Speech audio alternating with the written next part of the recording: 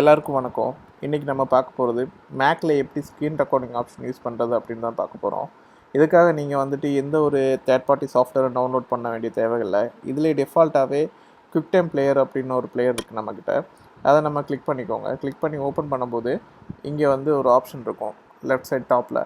ஃபைலை கிளிக் பண்ணிக்கோங்க. அங்கே வந்து நியூ ஸ்க்ரீன் ரெக்கார்டிங் அப்படின்னு ஒன்று இருக்கும். ஸோ அதை செலக்ட் பண்ணிங்கன்னா அதில் உங்களுக்கு ஸ்க்ரீன்ஷாட் எடுக்கிறதுக்கு ஆப்ஷன் இருக்கும். தென் வந்து வீடியோ ரெக்கார்டிங் பண்ணுறதுக்கு ஆப்ஷன் இருக்கும். இது இப்போ நம்ம யூஸ் பண்ணிட்டு இருக்கனால அந்த ஆப்ஷன் இங்கே காமிக்க மாட்டேங்குது. ஸோ இந்த மாதிரி ஸ்க்ரீன்ஷாட்னா லைக் என்டையர் ஸ்க்ரீன் எல்லாமே உங்களுக்கு ஸ்க்ரீன்ஷாட் எடுக்கிற மாதிரி ஒரு ஆப்ஷன் இருக்குது.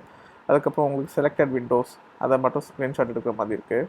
தென் வந்து உங்களுக்கு செலக்டட் போர்ஷன், உங்களுக்கு எந்த போர்ஷனை வந்து லைக் இந்த இடத்த வந்து இப்போ ஸ்க்ரீன்ஷாட் எடுக்கணும் அதுக்கு ஒரு ஆப்ஷன். ஸோ இந்த மாதிரி நிறைய ஆப்ஷன்ஸ் கொடுத்துருக்காங்க.